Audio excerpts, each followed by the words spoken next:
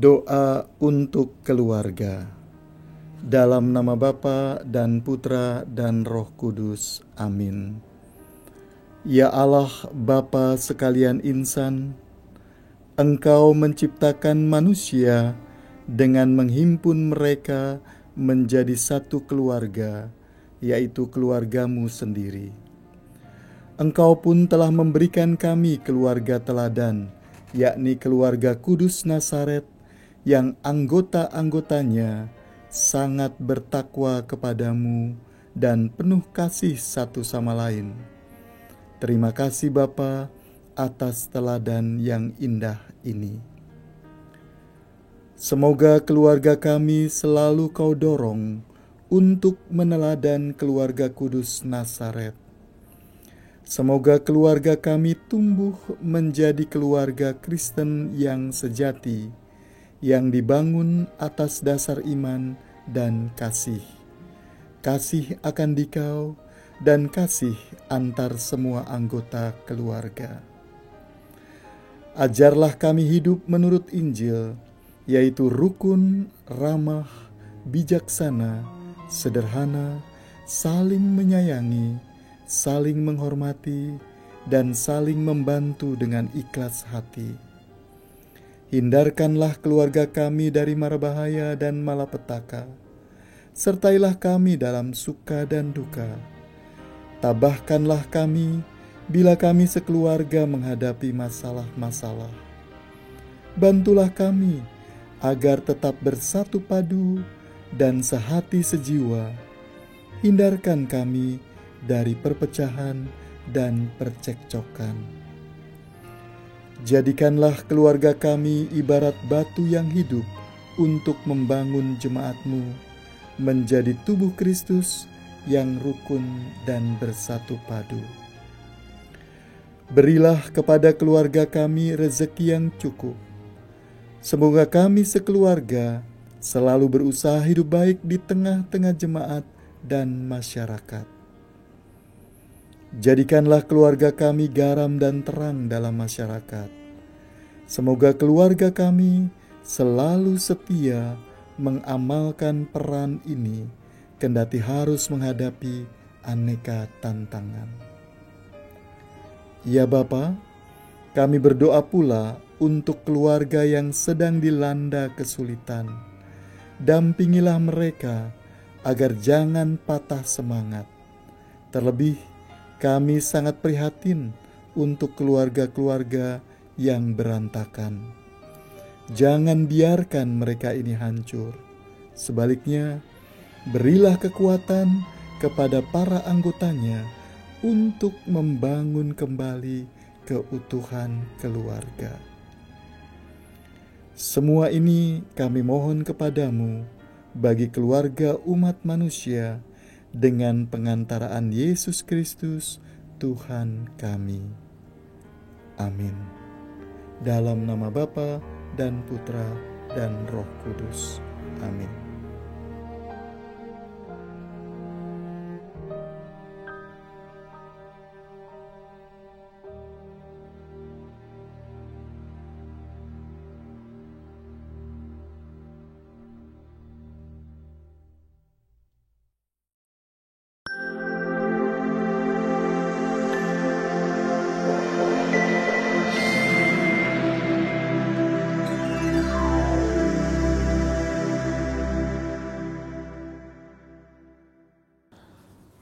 Saudari-saudaraku yang terkasih, keluarga-keluarga Katolik yang berbahagia, tentu pertama-tama saya ingin mengucapkan selamat Hari Raya Natal kepada para ibu, bapak, dan seluruh keluarga, kepada komunitas-komunitas.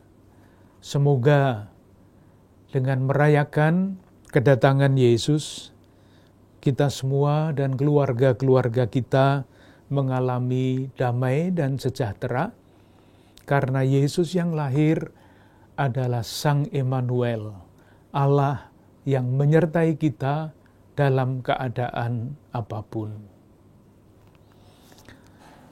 Dalam rangka bulan katekese keluarga Konferensi Wali Gereja Indonesia, saya diminta untuk memberikan ulasan salah satu judul yang berbunyi begini: Menerima Yesus dalam palungan keluarga. Menerima Yesus dalam palungan keluarga. Ini sudah harus ditafsirkan sendiri kenapa menggunakan kata palungan dan sebagainya. Seandainya menerima Yesus dalam keluarga kan lebih gampang ya. Tapi kenapa harus ada palungan? Saya juga tidak tahu. Tetapi saya memahaminya begini. Kalau saya mengerti dengan baik, judul ini mengajak kita untuk menyadari kalau Yesus sungguh-sungguh lahir di dalam tanda kurung palungan keluarga, konsekuensinya adalah masing-masing dan semua anggota keluarga mesti menjadi seperti Yesus kecil. Jadi Yesus yang pernah lahir dulu pasti tidak bisa lahir di tengah keluarga. Tetapi yang bisa lahir di tengah-tengah keluarga adalah Yesus kecil seperti sekarang ini. Maksud saya, ya kita semua entah bapak, entah ibu, entah anak, itu mesti lahir menjadi Yesus kecil pada zaman sekarang di tengah keluarga dan nanti di tengah-tengah masyarakat. Moga-moga penafsiran saya tidak terlalu jauh dari yang diharapkan. Maka pertanyaannya adalah, kalau kita, setiap anggota keluarga itu diharapkan menjadi Yesus kecil yang lahir dan tumbuh di dalam keluarga, lalu Yesus kecil yang kita gambarkan itu wajahnya, wajah dalam arti sangat umum, itu seperti apa? Supaya kita tidak kemana-mana, mempunyai patokan, mempunyai pegangan, saya kutip 2 ayat dalam Injil Lukas, bab 2, ayat 40 dan 52. Bercerita mengenai Yesus yang lahir di dalam keluarga Nazaret dan kemudian bertumbuh. Dikatakan begini, bab 2 ayat 40. Anak itu bertambah besar, menjadi kuat, penuh hikmat, dan kasih karunia Allah ada padanya. Jadi gampangannya, kalau kita, keluarga kita menjadi palungan tempat lahir Yesus, ya kita semua anggota keluarga mesti seperti Yesus ini. Bertambah besar, bukan hanya bertambah besar badannya, tetapi dalam banyak arti, menjadi kuat, dalam arti yang seluas-luasnya, penuh hikmat, dan kasih karunia Allah ada pada kita masing-masing. Demikian juga, kata-kata yang sangat mirip ada pada ayat 52. Dan Yesus makin bertambah besar, dan bertambah hikmatnya dan besarnya, dan makin dikasihi oleh Allah dan manusia. Intinya saya kira seperti itu. Sekarang kita tinggal mengolahnya lebih jauh. Tetapi kalau berhenti sampai di situ sebetulnya juga bisa, karena intinya menurut saya ada di situ. Itu catatan yang pertama, pokok dari pemahaman saya mengenai judul yang diberikan kepada saya. Catatan yang kedua mengenai bahan apa yang bisa kita bicarakan, kita renungkan. Kita bisa berbicara mengambil 2 jalan. Jalan yang pertama, kita bicara mengenai keluarga yang praktis. Maksud saya begini, kita bercerita mengenai cita-cita pendidikan anak misalnya, atau pembinaan iman anak di dalam keluarga supaya dapat menjadi yang tadi digambarkan, anak pribadi yang penuh hikmat. Nah, saya merasa bahwa hal-hal yang seperti itu sebaiknya dibicarakan di dalam sharing keluarga, berbagi pengalaman konkret mengenai usaha untuk bertumbuh menjadi pribadi-pribadi yang semakin serupa dengan Kristus, menjadi Kristus kecil dalam keluarga, untuk masyarakat, untuk gereja. Saya merasa tidak mampu untuk berbicara dalam tataran itu. Sebaiknya keluarga-keluarga sendiri yang bercerita, saling bercerita. Kemungkinan yang kedua adalah membicarakan konsep keluarga yang dapat menjadi tempat Yesus kecil ini lahir dan bertumbuh. Nah, itulah yang ingin saya pilih, dan itu pun sangat terbatas.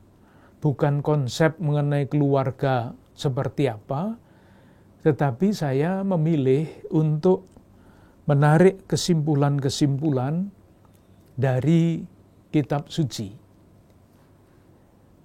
Moga-moga nanti keluarga-keluarga sendiri yang akan meneruskan, yang akan mengembangkan pemikiran-pemikiran dan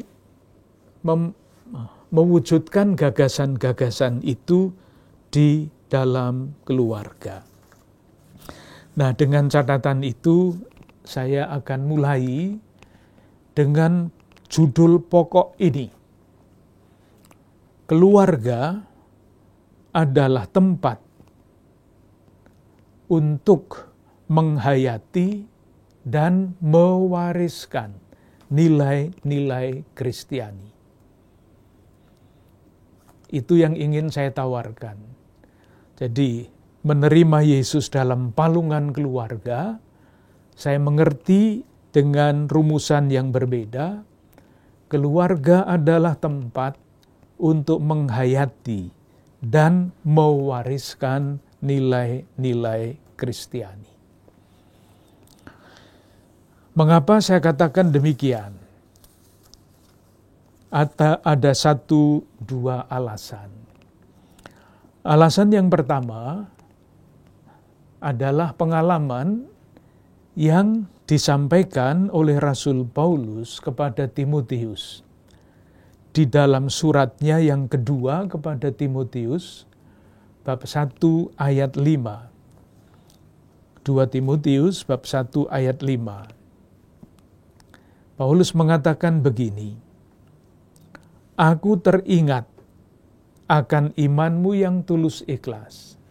Iman Timotius, yaitu iman yang pertama-tama hidup di dalam nenekmu Lois dan di dalam ibumu Eunike, dan yang aku yakini hidup juga dalam dirimu. Menarik membaca ini. Jadi, kalau Timotius yang adalah teman sekerja Paulus beriman, imannya itu ia warisi dari ibunya yang bernama Eunike. Kalau ibunya beriman, itu adalah warisan dari neneknya, ibunya ibu Timotius yang namanya Lois. Maka dari situ jelas sekali bahwa keluarga adalah tempat untuk menghayati dan mewariskan nilai-nilai Kristiani. Dan nilai yang paling penting adalah iman dan tentu harapan dan kasih. Oleh karena itu, sekali lagi saya merasa yakin untuk mengatakan bahwa keluarga adalah tempat untuk menghayati dan mewariskan nilai-nilai Kristiani. Bapaknya Timotius itu mempunyai iman yang berbeda. Sudah kita melihat bahwa ada perkara begini ini, artinya Timotius itu hidup bertumbuh imannya tidak di dalam keluarga yang sekarang kita sebut keluarga Kristiani yang utuh. karena ayahnya bukan pengikut Kristus. Tetapi hebat bahwa Timotius bisa bertumbuh, bisa berkembang imannya menjadi orang yang begitu penting di dalam kehidupan gereja. Berkat iman yang diwariskan oleh ibunya dan neneknya. Itu dasar yang pertama. Jadi, keluarga adalah tempat pewarisan nilai. Dasar yang kedua, tentu ini nanti bisa dipersoalkan. Keluarga itu berarti rumah. Memang sekarang banyak sekali keluarga yang tidak mempunyai rumah, tetapi sudahlah, kita tidak masuk di dalam hal-hal yang sangat konkret seperti itu. Kalau kita perhatikan pendidikan murid-murid yang dilakukan oleh Yesus, itu dilakukannya pendidikan khusus, itu banyak sekali dilakukan di rumah. Kata rumah menjadi penting. Saya tunjukkan 1-2 bagian dari kitab suci.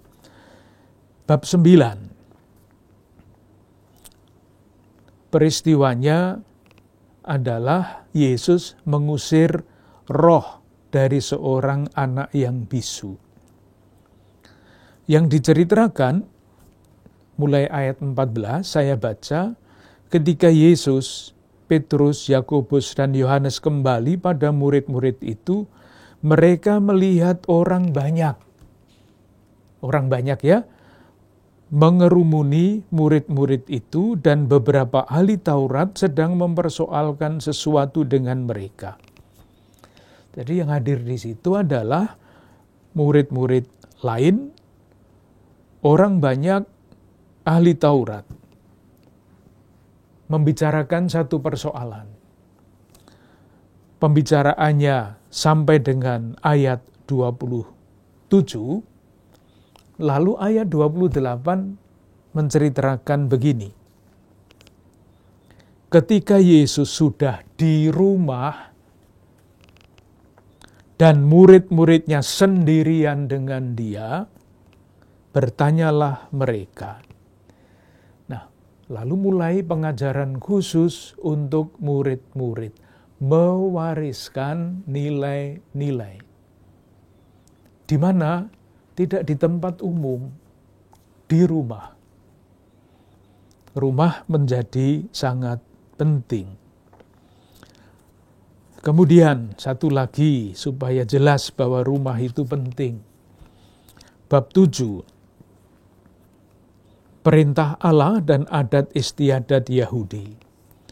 Pada ayat 1 diceritakan begini.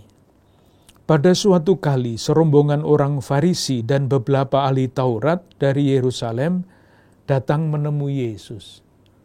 Jadi yang diceritakan adalah ahli Taurat dan orang Farisi. Kemudian ayat 14. Lalu Yesus memanggil lagi orang banyak. Orang banyak. Ayat 17. Sesudah ia masuk ke sebuah rumah untuk menyingkir dari orang banyak, murid-muridnya bertanya kepadanya tentang arti perumpamaan itu. Jadi murid-murid khusus dididik di rumah. Saya merasa bahwa dua alasan itu cukup untuk menunjukkan bahwa keluarga, rumah, bukan sekedar bangunan, tetapi seluruh segi yang namanya rumah itu adalah tempat untuk menghayati dan mewariskan nilai. Nah, nilai apa yang diwariskan? Sekarang kita mulai butir-butirnya. Yang pertama, kita belajar dari keluarga Nazaret berdasarkan Matius bab 1 dan bab 2 serta Lukas bab 1 dan bab 2. Yang pertama, hidup seperti keluarga lain. Kalau kita membaca Injil Lukas bab 4 ayat 14-30, ketika Yesus tampil pertama kali di Nazaret, tampilnya hebat, diterima dengan sangat antusias, tetapi dalam waktu yang sangat singkat, dia tidak diterima. Hanya dikatakan ini kan keluarganya Yusuf. Nah, di balik kata-kata itu, ini kan hanya keluarganya Yusuf, anaknya Yusuf. Di balik kata-kata itu, saya menyimpulkan bahwa keluarga Nazaret itu hidup seperti keluarga-keluarga yang lain yang dikenal oleh mereka. Moga-moga jelas apa yang saya maksudkan. Seandainya keluarga Nazaret itu sangat-sangat hebat, atau tidak seperti keluarga lain, pasti tidak mungkin ada kata-kata seperti ini. Jadi, keluarga-keluarga yang menjadi palungan tempat kelahiran Yesus, rupa-rupanya itu keluarga yang biasa.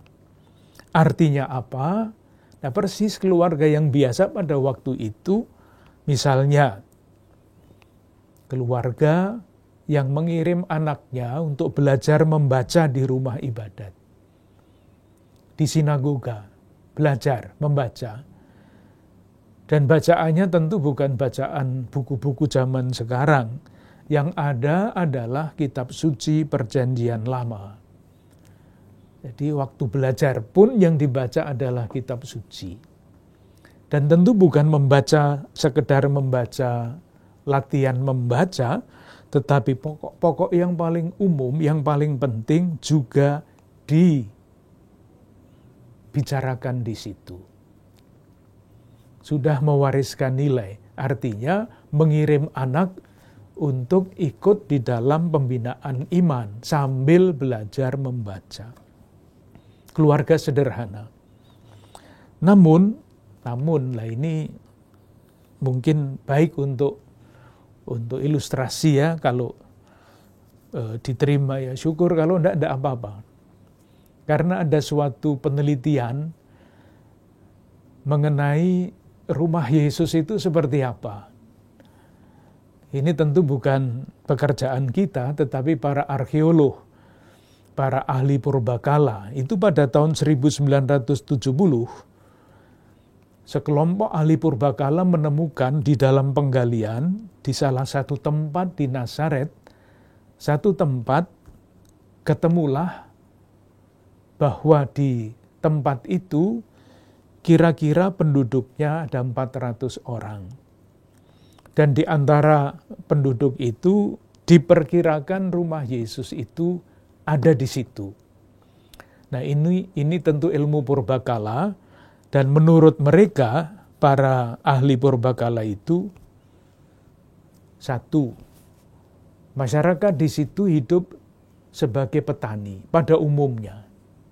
Tetapi Yusuf itu mempunyai keahlian sebagai tukang. Itu keahlian yang di atas rata-rata. Yang lain petani, Yusuf tukang.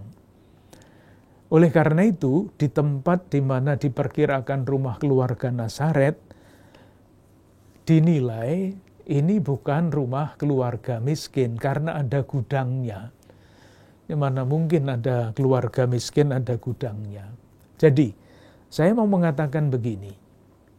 Kalau benar penggalian itu, keluarga Yesus itu bukan keluarga sederhana dalam arti miskin.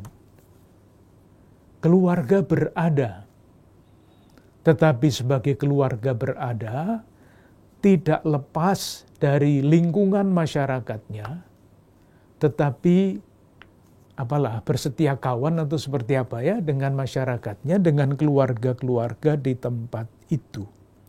Meskipun menurut penelitian itu, keluarga ini termasuk di dalam kelas menengah di tengah-tengah masyarakat, hidupnya sama dengan keluarga-keluarga lain.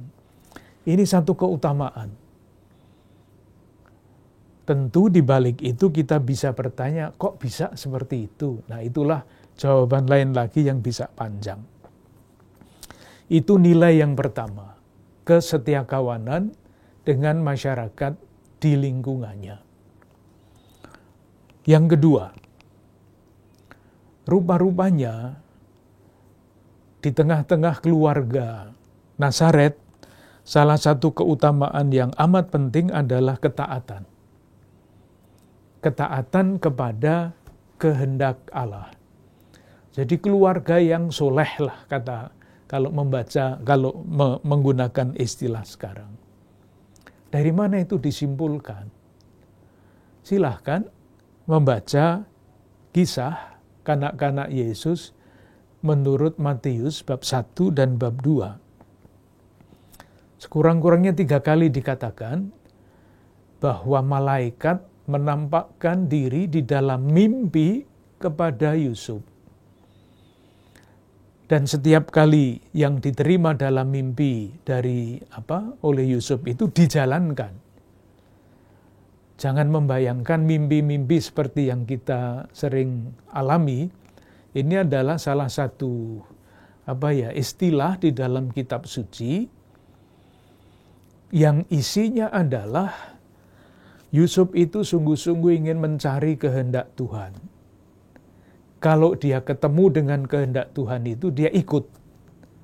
Nah, dibahasakan dengan bahasa yang lazim pada waktu itu, Yusuf menerima arahan dari Tuhan itu lewat malaikat dalam mimpi. Saya membaca itulah keputusan orang yang taat kepada kehendak Allah. Itulah keputusan pribadi yang seperti dikatakan pada Matius bab 1 ayat 19, orang yang tulus hati. Ketaatan Bunda Maria kita semua tahu, sesudah berdiskusi dengan malaikat, akhirnya dia mengatakan, sesungguhnya aku ini hamba Tuhan. Hamba, taat. Terjadilah padaku menurut perkataanmu. Taat lagi. Demikian juga ketaatan Yesus sangat jelas, baik ketaatan kepada orang tuanya maupun ketaatannya kepada Allah Bapanya. Ada satu hal yang mungkin baik untuk dilihat, yaitu di dalam Injil Lukas bab 2 ayat 51. Di dalam teks kita, ayat itu berbunyi begini, lalu ia pulang bersama-sama mereka ke Nazaret, dan ia tetap hidup dalam asuhan mereka. Yesus hidup di dalam asuhan mereka. Itu kalau dibahasakan dengan cara lain, bisa berbunyi ia patuh kepada mereka, ketaatan. Yang berikutnya, yang ketiga. Yang ketiga adalah kesediaan untuk melayani. Kesediaan untuk melayani. Di dalam kisah Injil Lukas, ketika menerima kabar gembira dari malaikat, Maria mengatakan, aku ini hamba Tuhan. Jangan salah mengerti. Hamba itu adalah gelar kehormatan. Namanya hamba. Tetapi itu adalah gelar kehormatan. Bukan kehormatan yang berarti gengsi, bukan itu. Tetapi kehormatan yang menjadi tanda kerelaan, kesiapsediaan untuk menjalankan kehendak Allah. Jadi orang-orang seperti Musa, seperti Abraham, itu diberi gelar hamba. Bukan bos, atau bukan apalah yang seperti itu, tetapi gelarnya hamba. Nah, gelar hamba ini selain dikatakan eksplisit oleh siapa? Oleh Bunda Maria, kerelaan untuk melayani itu bisa kita baca juga dengan cara ini. Kalau kita membaca Injil Lukas bab 1 dan bab 2, itu ada perbandingan, ada pembandingan. Dari satu pihak Yesus, ibunya Maria, dari lain pihak Yohanes Pembaptis dengan ibunya Elisabet, Zakaria. Jadi Zakaria juga menyanyi, Bunda Maria menyanyi. Tetapi berita-berita mengenai Bunda Maria dan Yesus jauh lebih penting, jauh lebih panjang daripada berita tentang Yohanes Pembaptis, Zakaria dan Elisabet. Artinya apa? Bisa ditafsirkan bahwa Bunda Maria itu mempunyai kedudukan yang lebih penting dibandingkan dengan Elisabet. Tetapi ini cara berpikir biasa ya. Maria justru yang mengunjungi Elisabet. Bisa dibayangkan, kalau ada komandan yang mengunjungi anak buahnya, itu istimewa. Seperti itu kira-kira. Jadi yang mau turun ke bawah untuk melayani. Kerelaan Yusuf itu tampak di dalam kesediaannya untuk menjadi ayah bagi Yesus dan suami bagi Bunda Maria. Itu nilai yang ketiga, kerelaan untuk merendahkan diri dan melayani. Nilai yang keempat, penderitaan yang mendewasakan. Kita simpulkan dari Injil Lukas bab 2 ayat 29 sampai dengan 35. Kidung Simeon. Kidung Simeon mengatakan, sekarang Tuhan biarlah hamba-Mu berpulang dan selanjutnya. Tetapi kemudian pada ayat berikutnya, lalu Simeon ayat 34 memberkati mereka dan berkata kepada Maria ibu anak itu, sesungguhnya anak ini ditentukan untuk menjatuhkan atau membangkitkan banyak orang di Israel, dan untuk menjadi suatu tanda yang menimbulkan perbantahan, dan suatu pedang akan menembus jiwamu sendiri. Jadi Yesus akan menjadi tanda perbantahan, dan pasti ini tidak menyenangkan. Dan sebilah pedang akan menembus Bunda Maria, jiwa Bunda Maria. Kita semua tahu salah satu gelar dari Bunda Maria adalah Bunda yang berduka. Silahkan membayangkan seorang ibu yang mengikuti anaknya diperlakukan sejak awal sengsaranya sampai ke Gunung Golgota. Penderitaan. Tapi penderitaan itu tidak menghancurkan.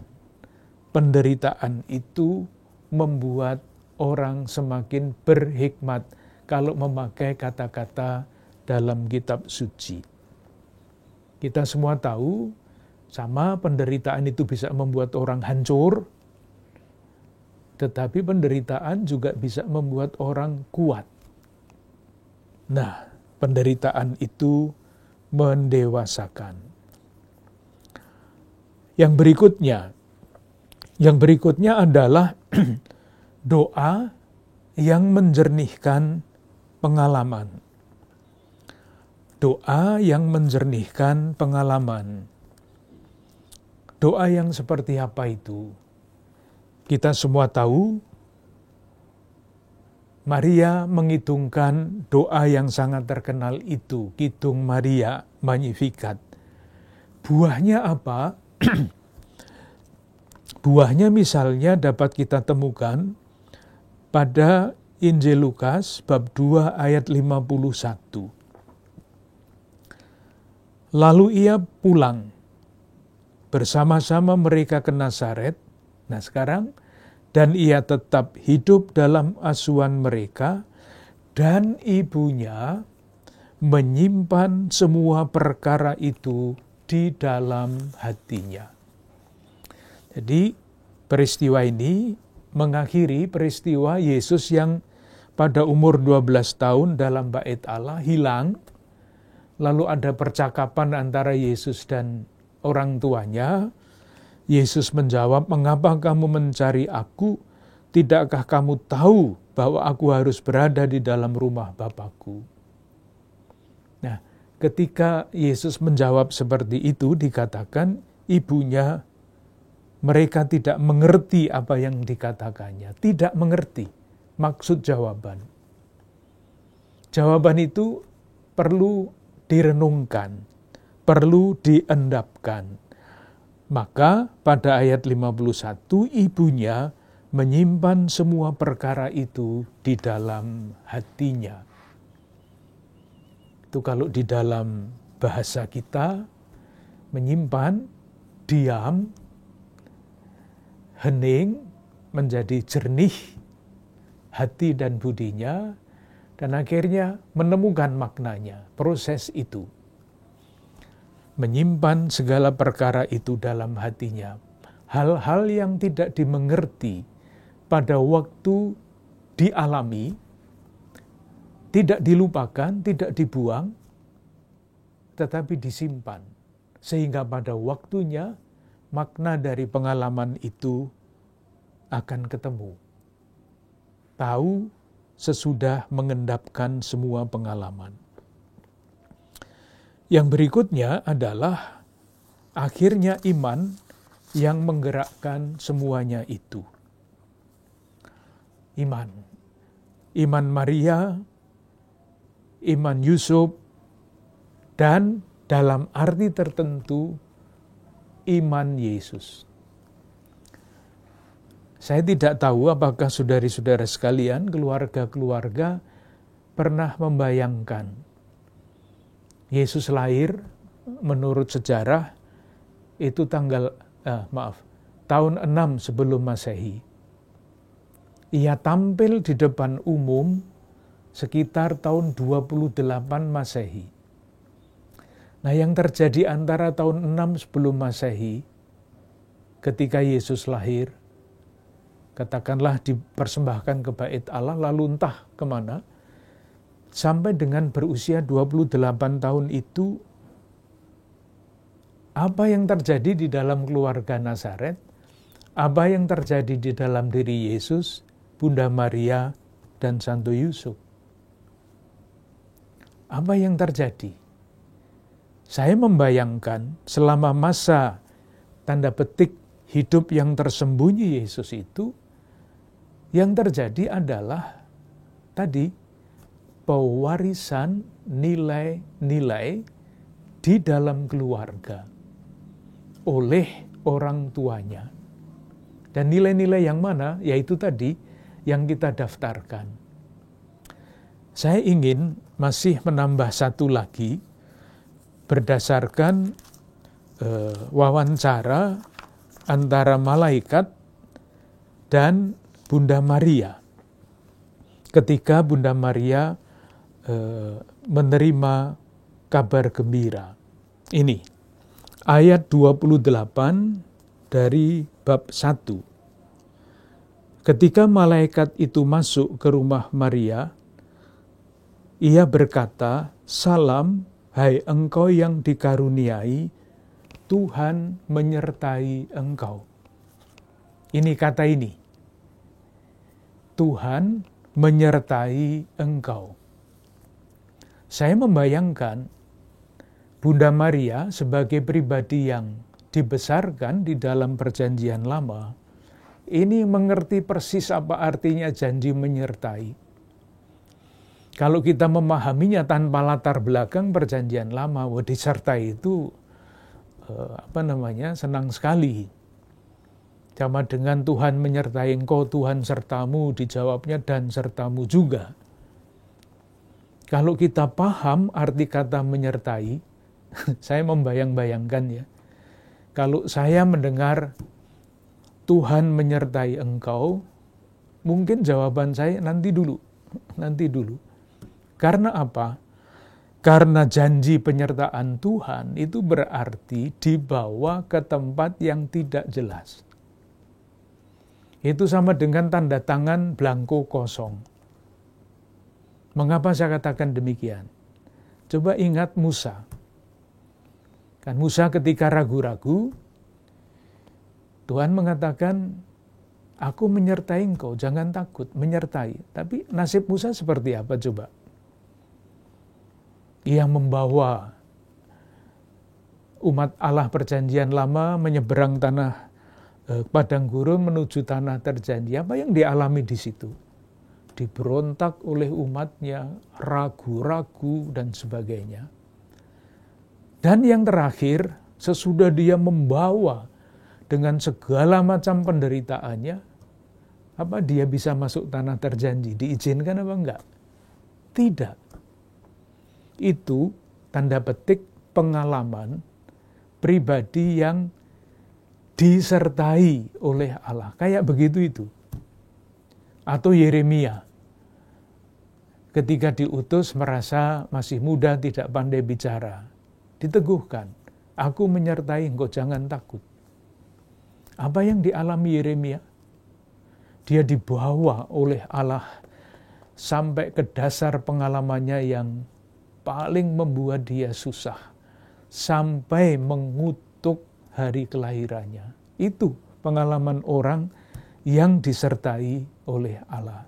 Nah, Bunda Maria sebagai pribadi yang paham perjanjian lama tahu apa artinya kalau malaikat itu mengatakan, salam hai engkau yang dikaruniai, Tuhan menyertai engkau. Itu artinya Bunda Maria akan dibawa berjalan ke depan tanpa tahu dengan persis apa yang akan terjadi dengan dirinya. Itu artinya penyertaan. Nah, pada masa yang lumayan panjang, katakanlah sejak lahir sampai Yesus tampil di depan umum, pergumulan itu antara terang dan gelap, antara jelas yang tidak jelas, itu terus dialami oleh keluarga Kudus Nazaret. Dan tegangan itu rupa-rupanya yang mendewasakan, yang membuat masing-masing pribadi di dalam keluarga kudus itu menjadi semakin berhikmat. Seperti dikatakan tadi di dalam Injil Lukas bab 2 ayat 52 dan 40. Sehingga, nah ini seringkali atau jarang dibayangkan, ketika Yesus dan keluarga yang tinggal di Nazaret mendengar bahwa Yohanes Pembaptis tampil di Yudea, Yesus ini mengambil keputusan untuk meninggalkan rumahnya, meninggalkan orang tuanya, pergi ke Yudea untuk dibaptis oleh Yohanes Pembaptis. Moga-moga maksud saya dapat ditangkap. Jadi dari pengertian menyertai, Tuhan menyertai dalam faham Alkitab antara lain, pribadi yang disertai oleh Allah itu akan dibawa ke tempat yang tidak jelas. Maria menerima itu. Sehingga selama sekian tahun membesarkan anaknya yang mereka asuh, tegangan antara jelas dan tidak jelas, terang dan gelap itu terus dialami. Tetapi semuanya itu, pengalaman itu disimpan dalam hatinya dan direnungkannya. Menjadi pengalaman yang mendewasakan. Menjadi pengalaman yang membuat seluruh anggota keluarganya termasuk Yesus menjadi pribadi yang berhikmat.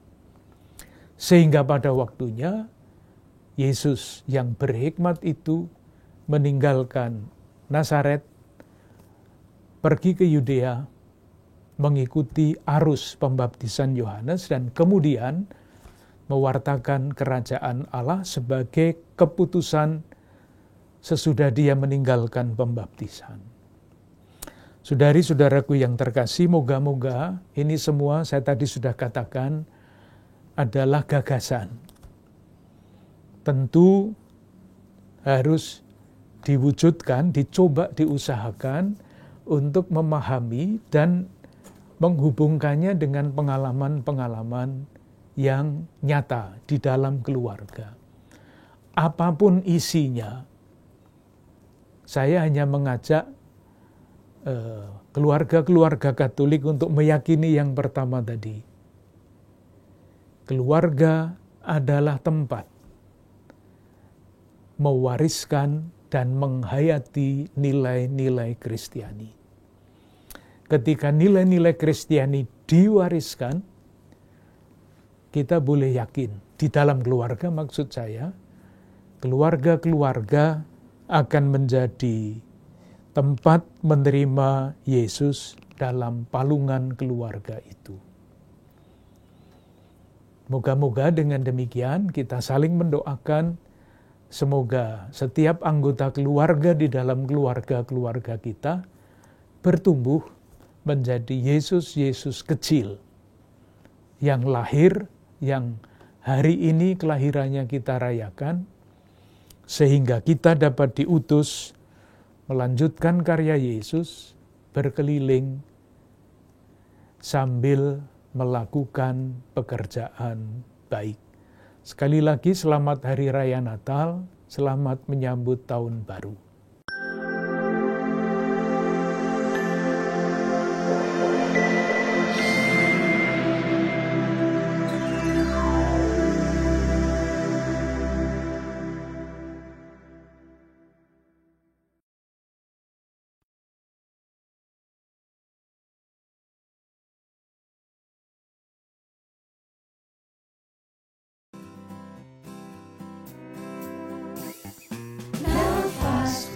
Tanda kehidupanku, tiap hembusan daya hidupku, nafas yang tak pernah harus ku beli, itu semua gratis Tuhan beri.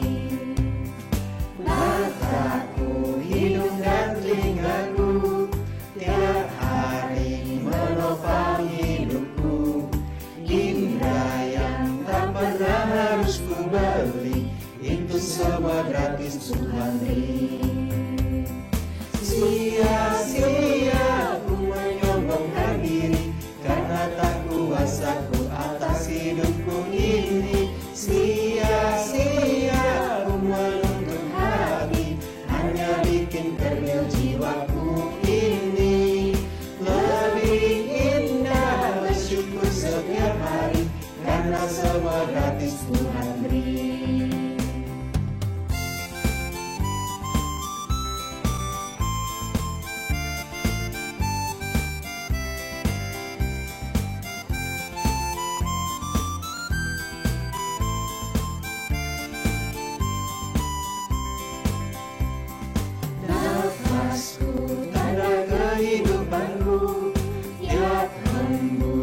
Daya hidupku, nafas yang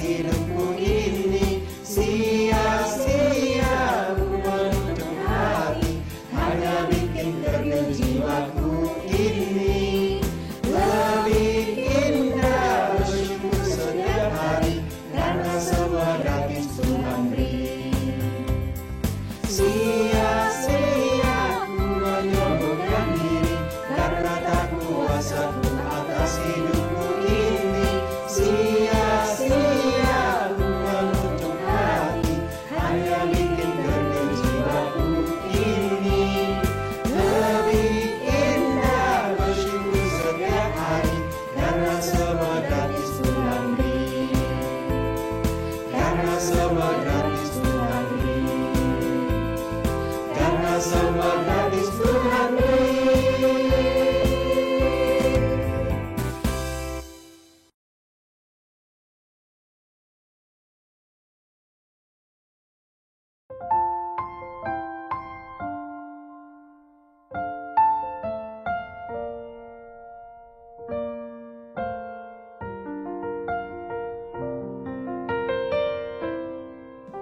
Do you remember me? I sat upon your knee. I wrote to you with childhood fantasies. Well, now I'm grown up now, but still need help somehow. I'm not a child, but my heart can still dream. So here's my lifelong wish, my grown-up Christmas list. Not for myself, but for a world in need. No more lives torn apart, that wars would never start, and time would heal all hearts. And everyone would have a friend, and right would always win, and love would never end. This is my grown-up Christmas list.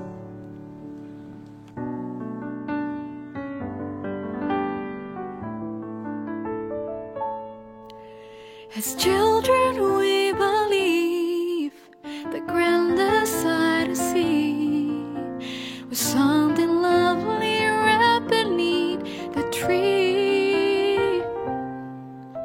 Well, heaven only knows that back at Chatterbox can never heal a heartache human soul.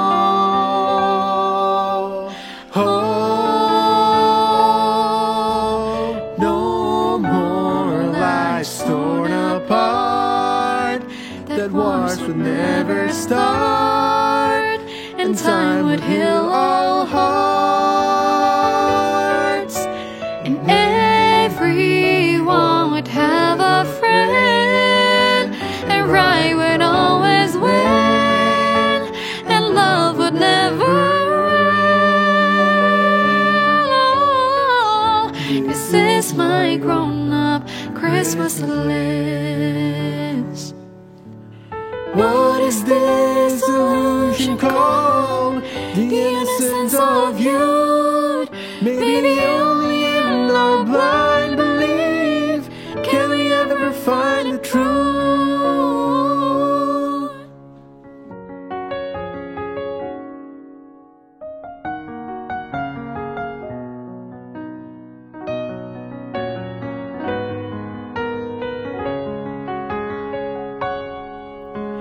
No more lives torn apart, that wars would never start, and time would heal all hearts, and everyone would have a friend, and right would always win, and love would never. This is my grown-up Christmas list. This is my only lifelong wish. This is my grown-up Christmas list.